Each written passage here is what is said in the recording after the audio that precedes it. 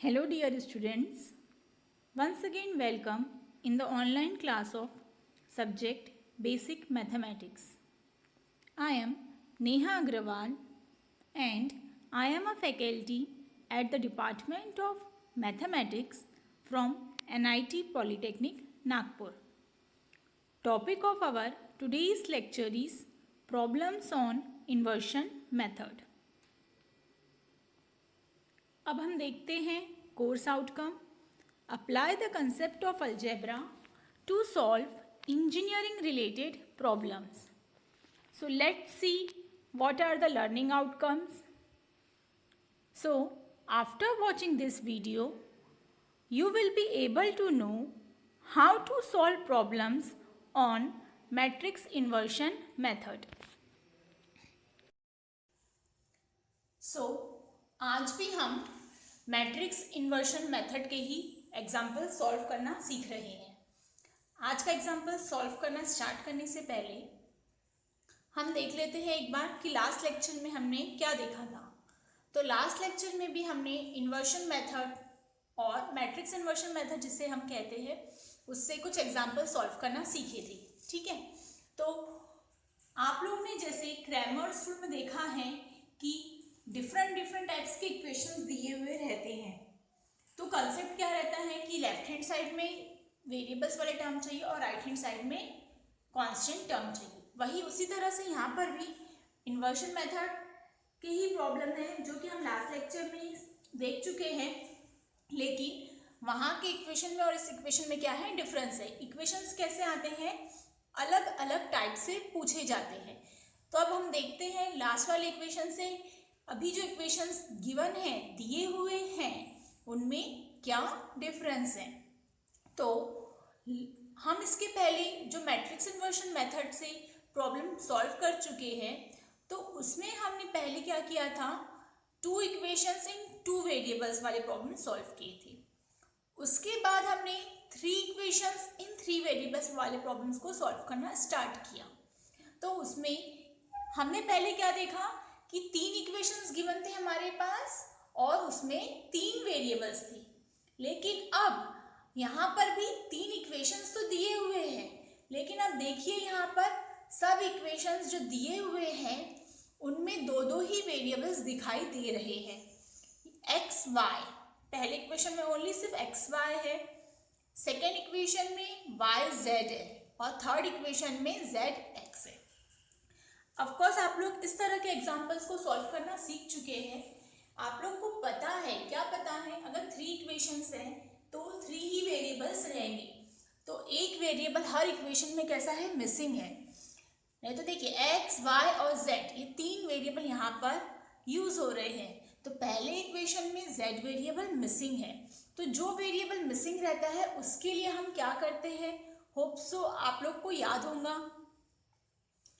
हाँ, हम लोग क्या करते हैं, हम उसे जीरो के साथ मल्टीप्लाई करके लिखते हैं जिससे कि हमारे इक्वेशन में कोई भी चेंज नहीं होता है. देखिए उसे हम कैसे लिखते हैं. अब सॉल्यूशन में देखिए हमारा क्या हो जाएगा, 2x plus y equal to 3.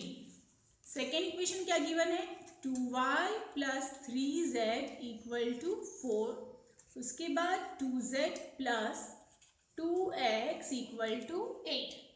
इस तरह से हमारे पास क्या है, इक्वेशन गिवन है. ओके, तो इन सभी इक्वेशंस में क्या है, एक एक वेरिएबल मिसिंग है. तो अब हम इन इक्वेशंस को किस तरह से लिख सकते हैं देखेंगे. देखिए पहला x का टर्म आता, फिर y का. अब यहाँ पर फर्स्ट इक्वेशन में z का टर्म नहीं लिखा है तो उसके लिए हम क्या करेंगे, plus 0 into z equal to 3 जैसे का वैसा. अब सेकेंड वाले इक्वेशन में x वाला टर्म क्या है, मिसिंग है. तो x के लिए हम क्या लिखेंगे, 0 into x plus 2y plus 3z equal to 4.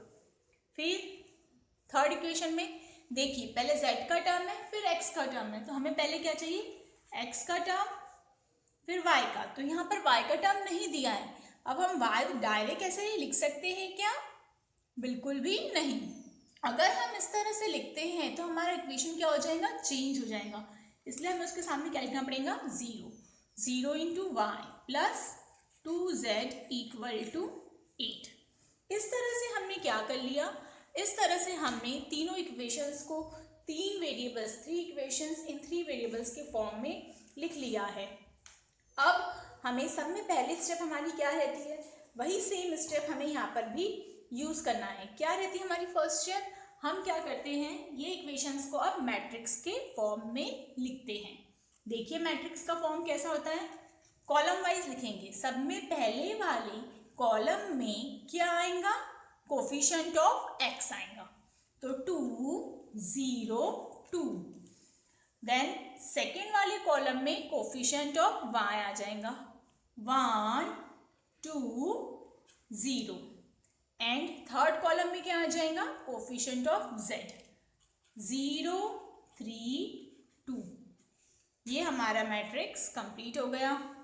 उसके बाद एक और मैट्रिक्स लिखते हैं, उसमें हम क्या लिखते हैं, वेरिएबल्स वाले टर्म लिखते हैं। ठीक है, जो वेरिएबल्स हम यूज करते हैं उन्हें हम वर्टिकली लिखते हैं, x y and z equal to, right hand side में हम क्या लिखेंगे, राइट हैंड साइड में हम इक्वेशन के राइट हैंड साइड में जो कांस्टेंट वैल्यूज दी हुई रहती है उन्हें हम मैट्रिक्स के फॉर्म में लिखते हैं। ओके, अब देखिए ये जो मैट्रिक्स रहता है पहला वाला, इसे हम कैपिटल लेटर A से डिनोट करते हैं। उसके बाद जो वेरिएबल्स वाले मैट्रिक्स लिखते हैं उसे हम x से डिनोट करते हैं। इक्वल टू का साइन जैसे का वैसा, और ये जो राइट हैंड साइड में मैट्रिक्स है उससे हम कैपिटल लेटर B से डिनोट करते हैं। ओके, जब भी हम साइमल्टेनियस इक्वेशंस को सॉल्व करते हैं तब हमारा एम क्या रहता है, हम उन इक्वेशंस में, दिए हुए इक्वेशंस में जो वेरिएबल्स रहते हैं उसकी वैल्यू फाइंड आउट करते हैं। तो यहाँ पर भी ये साइमल्टेनियस इक्वेशन ही दिए हुए हैं, ठीक है, लेकिन इन्हें हमें इन्वर्शन मेथड से सॉल्व करना है। बट हमारा एम यहाँ पर भी वही है कि हमें x, y और z की वैल्यू फाइंड आउट करना है। इसका मतलब क्या हुआ, हमें ये वाला मैट्रिक्स फाइंड करना है जिसे हमने कैपिटल लेटर x से डिनोट किया है। ओके, तो x इक्वल टू क्या आ जाता है, A इनवर्स B। इसे हम दे देते हैं इक्वेशन नंबर 1। B मतलब ये वाला मैट्रिक्स जो कि हम बाद में यहाँ पर पुट करते हैं। अब सब में पहले हमें क्या फाइंड करना है, टू फाइंड A इनवर्स। ठीक है, सब में पहले हमें A इनवर्स फाइंड आउट करना है। तो A इनवर्स का फॉर्मूला क्या है हमारा, 1 upon determinant A into adjoint of A। ये क्या है हमारा A इनवर्स का फॉर्मूला है। ठीक है, तो इस फॉर्मूले के अकॉर्डिंगली सब में पहले हमें क्या फाइंड करना है, डिटर्मिनेंट A की वैल्यू और उसके बाद एडजॉइंट ऑफ A। तो डिटर्मिनेंट A हम कैसे फाइंड करेंगे, ये जो मैट्रिक्स है जिसे हम मैट्रिक्स A कहते हैं उसे डिटर्मिनेंट फॉर्म में लिखकर। ओके, देखते हैं अब। तो देखिए ये जो हमने मैट्रिक्स लिखा था वो हमारा कैपिटल A है, वही हमने यहाँ पर भी लिखा है। ठीक है, ठीक। इसके बाद हमें सबसे पहले क्या फाइंड करना है, डिटर्मिनेंट A फाइंड करना है, उसके बाद एडजॉइंट ऑफ A। तो सब में पहले अब हम डिटर्मिनेंट A को फाइंड आउट करते हैं।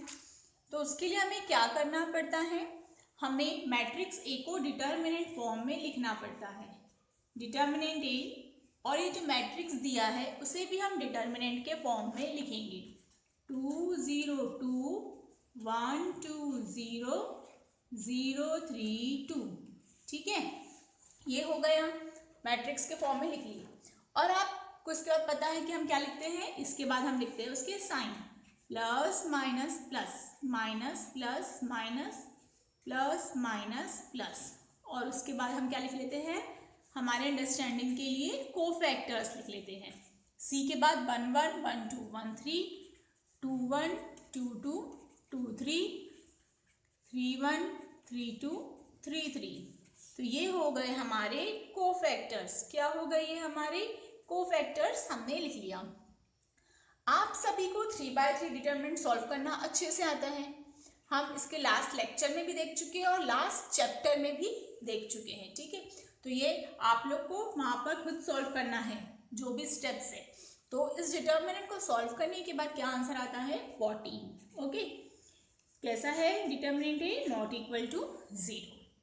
तो हमने ए इनवर्स फाइंड आउट करने के लिए क्या चाहिए, डिटरमिनेंट ए की वैल्यू चाहिए, वो फाइंड आउट कर लिए। उसके बाद हमें क्या चाहिए, एडजॉइंट ऑफ ए। तो एडजॉइंट ऑफ ए फाइंड करने के लिए सब में पहले हमें क्या फाइंड करना पड़ता है, सब में पहले हमें फाइंड करना पड़ता है कोफैक्टर। तो सब में पहले हम फर्स्ट पहला कोफैक्टर C11 की वैल्यू फाइंड आउट करते हैं। C11 हम किस तरह से फाइंड आउट करते हैं, C11 के लिए पहले हम देखते हैं कौन सा साइन है, प्लस का। वो नंबर की पोजीशन कौन सी है, ये 2 जहाँ लिखा है ऊपर में, वहाँ नंबर कहाँ आया है, फर्स्ट रो में और फर्स्ट कॉलम में। इस तरह से उसे हम क्या कर देते हैं, डिलीट कर देते हैं और रिमेनिंग नंबर्स को हम कहाँ लिखते हैं, डिटरमिनेंट के अंदर लिखते हैं, ठीक है। तो इस तरह से हमने C11 लिख लिया। और आप लोग को 2/2 डिटरमिनेंट सॉल्व करना भी आता है। 2 2 ज़ा 4 माइनस 3 इंटू 0 0 हो जाएगा, ठीक है। तो हमारा कोफैक्टर ऑफ C11 क्या आ जाता है, 4 आ जाएगा। ओके, उसके बाद हम फाइंड करते हैं C12। C12 के लिए कौन सा साइन है, माइनस का, तो हमने यहाँ माइनस लगा दिया। कौन से नंबर का एलिमेंट है, नंबर ये दिस वन, ये कहाँ पर है, फर्स्ट रो में और सेकेंड कॉलम में, तो ये डिलीट हो जाएगा। उसके बाद का नंबर 0 2, ठीक है, 3 2। तो इस डिटरमिनेंट को सॉल्व करने के बाद क्या मिलने वाला है, C12 की वैल्यू, ये 0 से 2 को मल्टीप्लाई करोगे तो 0, माइनस का साइन और 3 इंटू 2 6 और माइनस माइनस प्लस, तो ये आएगा 6। ओके, ये आप सभी को अच्छे से आता है। इसके हम बहुत सारे प्रॉब्लम्स और वीडियो देख चुके हैं, ठीक है, ऑलरेडी। यस, तो C13 के लिए कौन सा साइन है, प्लस का साइन है। कौन से नंबर का एलिमेंट है, दिस वन, तो ये क्या हो जाएगा, इस तरह से ये डिलीट हो जाएगा। ओके, क्या बचा आप 0 2 2 0, तो हमारा C13 क्या आ जाएगा, C13 हमारा आ जाता है -4। तो सेम इसी तरह से आप लोग क्या कर सकते हैं, रिमेनिंग इस जो 6 कोफैक्टर्स है उनकी वैल्यू भी फाइंड आउट कर सकते हैं, ठीक है। आप सभी को इसे फाइंड आउट करना है।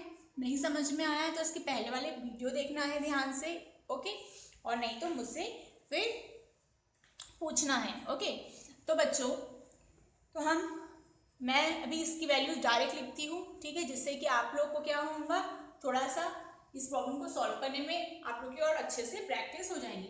तो देखिए, C12 कोफैक्टर आप फाइंड आउट करोगे तो उसकी वैल्यू आएंगी -2। C22 कोफैक्टर की वैल्यू क्या आने वाली है, 4। C23 इस कोफैक्टर की वैल्यू आएंगी हमारी 2। ओके, उसके बाद हम क्या फाइंड करेंगे, नेक्स्ट वाले रो के कोफैक्टर्स फाइंड आउट करेंगे, ठीक है। वो क्या है, C31, तो C31 क्या आएगा हमारा 3। C32 आ जाता है हमारा 6, नहीं -6 आएगा। और C33 क्या आ जाएगा, ये पोजीशन डिलीट किया तो 2 2 ज़ा 4 आ जाएगा। ओके, आप भी प्रैक्टिस करोगे तो आपको भी बहुत अच्छे से आने लगेगा। ओके, ये हो गए यहाँ तक के। लेकिन अभी ये हमारा एग्जाम्पल कंप्लीट हुआ है क्या, नहीं, ये एग्जाम्पल अभी भी कंप्लीट नहीं हुआ है, ठीक है। इसके आगे की स्टेप देखना है।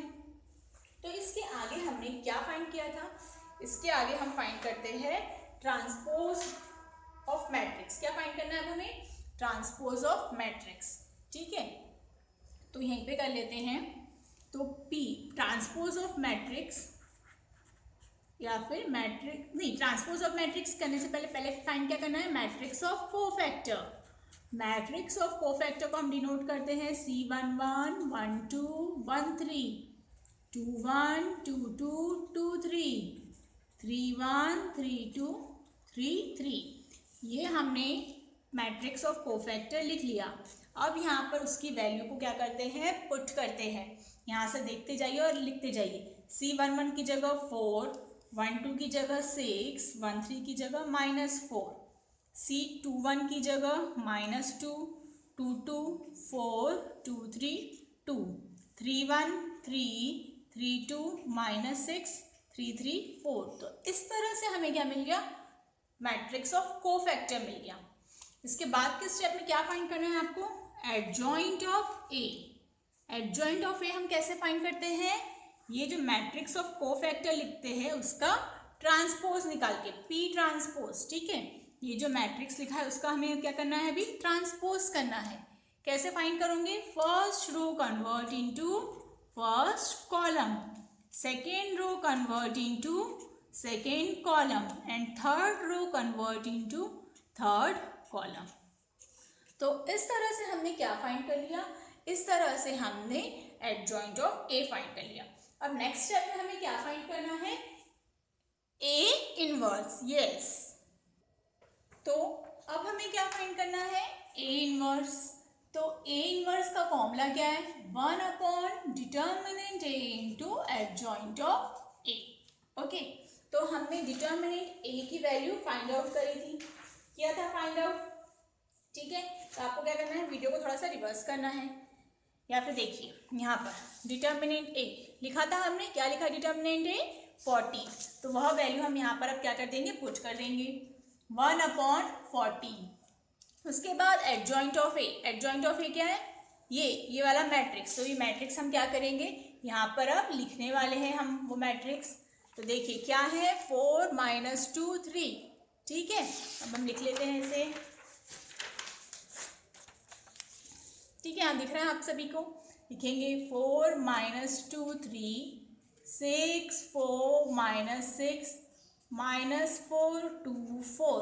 ओके, तो ये क्या आ गया हमारा, एडजॉइंट ऑफ ए। लेकिन अभी भी यहाँ पर हमारा एग्जाम्पल कंप्लीट हुआ है क्या, नहीं, ये एग्जाम्पल अभी भी कंप्लीट नहीं हुआ है। इसके बाद भी हमें आगे और सॉल्व करना है। ठीक है, तो आगे क्या सॉल्व करना है हमें, यस करेक्ट, अभी तक हमने क्या नहीं फाइंड आउट किया, अभी तक हमने variable x, y and z की वैल्यू फाइंड आउट नहीं की है। ठीक है, फाइंड आउट किया है क्या हमने x, y और z की वैल्यू, नहीं।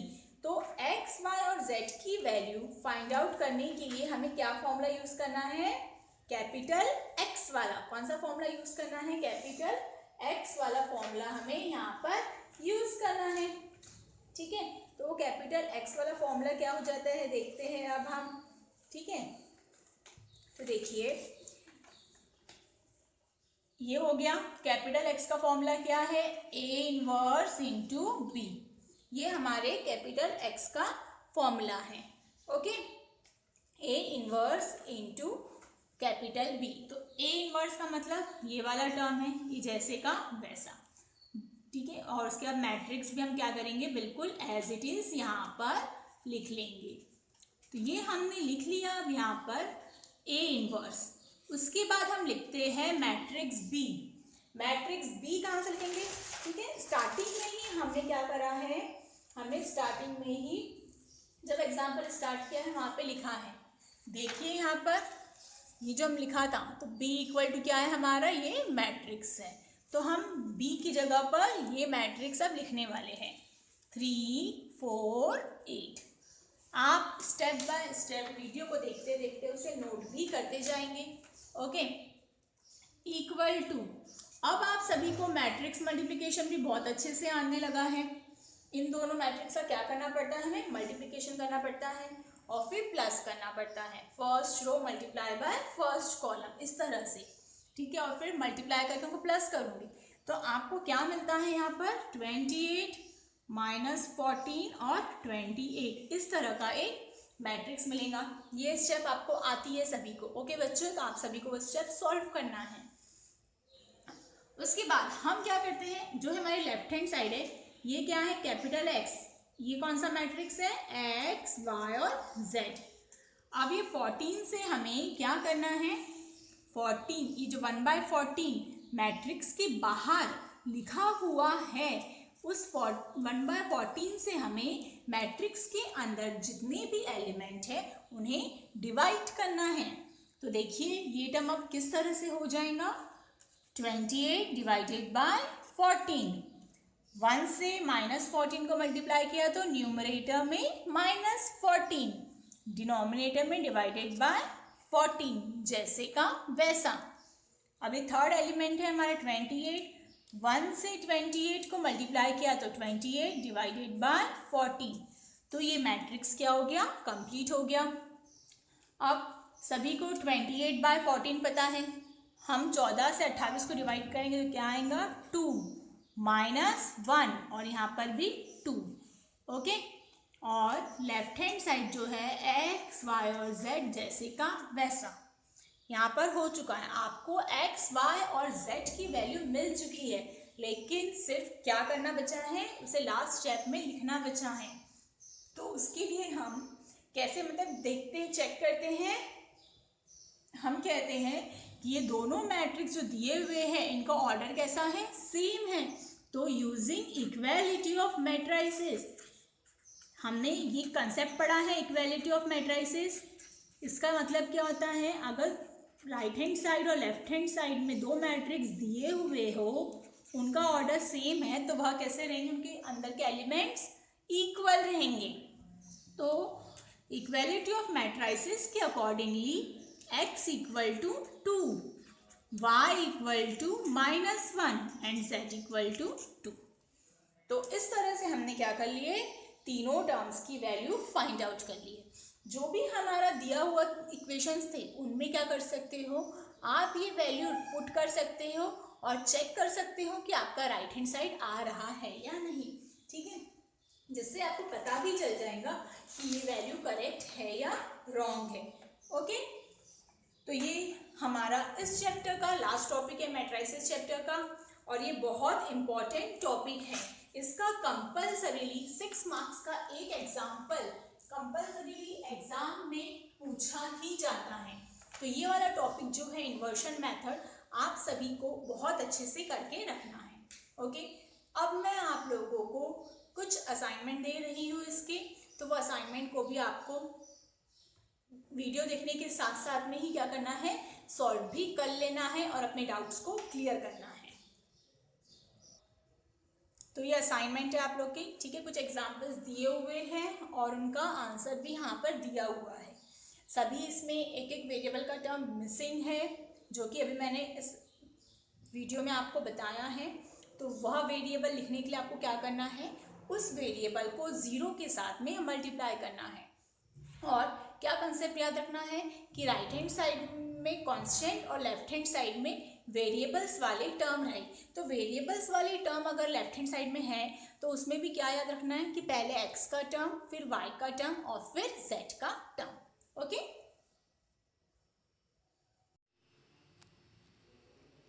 Thank you for watching this video.